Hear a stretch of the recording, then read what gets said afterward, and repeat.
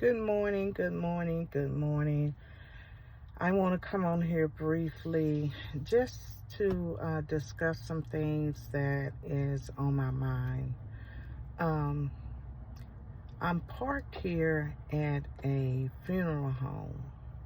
As you know, my mother have passed away, but I'm not where my mother is. At a memorial service where I just had to come out because of the fakeness. That's the best way I can put it. And my heart is overwhelmed because I knew this person for about 30 some years. And he was a good person in heart. But while he was living, no one had nothing to say good about him.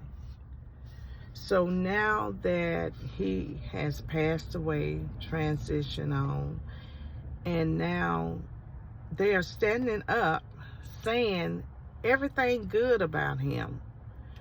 And the very people that talked about him and said some cruel things are now standing up and lying. Okay. While he was living, they told him how they really felt. And now that he had passed away, he was the sweetest thing on earth walking around. And it amazed me, when you're living, that's when you're supposed to give people their flowers, to help them along the way, give them encouragement when they're down and don't know which way to go. When they're on their sick bed, is to feed them and nourish them and to minister and pray for them. Not when they're gone. When they're gone, you can't do anything. And your words is just words just bouncing off the wall. So it reminds me when I say bouncing off the wall, the Bible clearly states tingling bells and I forget the rest, but you guys know what I'm talking about. Like it's just sounding off the wall. It's non-effect. So as I looked at the people, I just couldn't take it no more. I said, Lord, forgive me, and I pay my respects. Let me go to my car and just kind of bring it back in, because in a couple of days I will be facing the same thing at my mother's funeral. People standing up saying what they saying, whether they faking or whether they lying, I really don't know. She's going the wrong way. I had to stop and let her know she's going the wrong way. Don't want no head-on collision. But I realized, in 3 more days that my mom, I'm going to be sitting right there. And I would not get up and go out of the service, until it's over. So, I pray that, people who stand up and say something about my mother, I pray that it's true.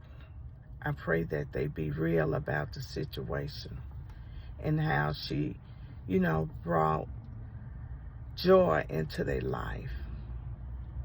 So I just wanted to come on here and say, whatever the case may be real. Be real with the people you associate with. Be involved with, love with. Be real and honest with them. Give them their flowers while they still live. And also at the end of life, at their end of life and your end of life, you want to know in your heart, and in your spirit and your mind and your soul that you did all that you could do for a person.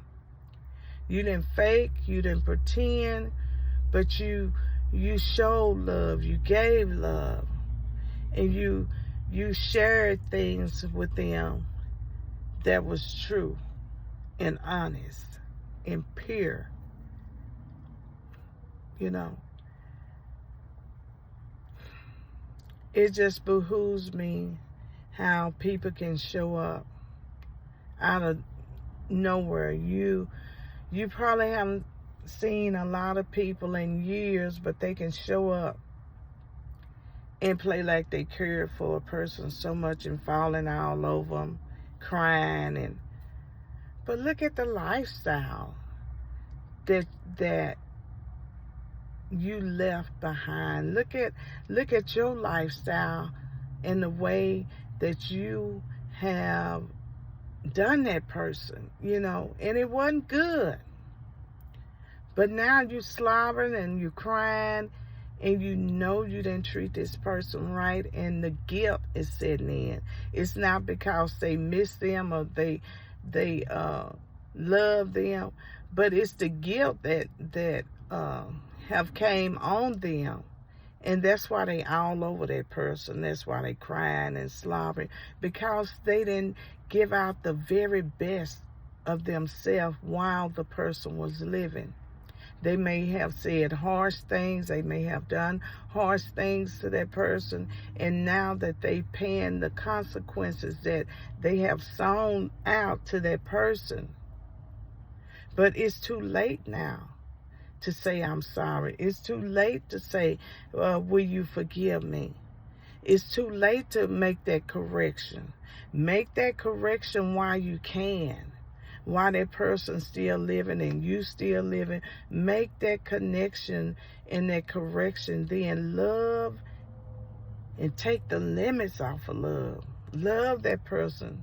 Tell that person that you love them. I can remember at the end of my mother's life, I had to shut down work. I had to stop working because I told my employee that I need to be with my mother in her last hours. I need to be with my mother. And I said, no matter what it takes, if it takes me losing my job, if it takes me staying off until all this is over, whatever it took, I wanted to know in my heart that I spent my last hours with my mother and did the very best that I could for her in her last hours, even before she got sick and she was healthy. I made sure if I didn't see my mom, I would pick up the phone and call her. We did things together because I know we cannot live here on earth forever. It is an expected end that we all have to face. We all have to face death. This is not our home. But while I'm here and the breath is still in my body and the blood is flowing in my veins, I want to make sure that I do my very best for people in general. Yes, my mom is gone. She's up there with the Lord. My dad, he's passed away. He's up there with the Lord. So now, my parents are gone, but I do still have people who love me. I do have people who support me and care about me. So those people that have made an impact in my life, I will do my very best to do whatever I can for them and others. So I don't know what you may be facing today. You may be on your sick bed. You may know someone that have an illness and you know they are on their way out.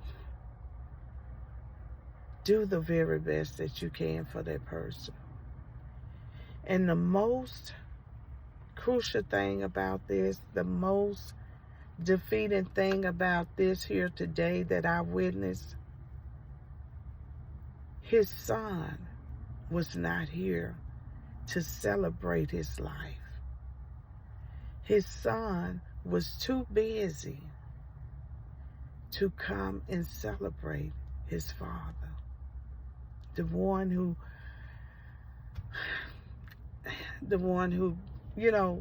brought him here, helped bring him here. Sometimes people can't let go of the hurt and pain and what they went through their childhood. He may not have been the very best father, but he was his father. And whatever your father or your mother did to you when you was a child, you have to let that go and get help and counseling for yourself and let God do the rest.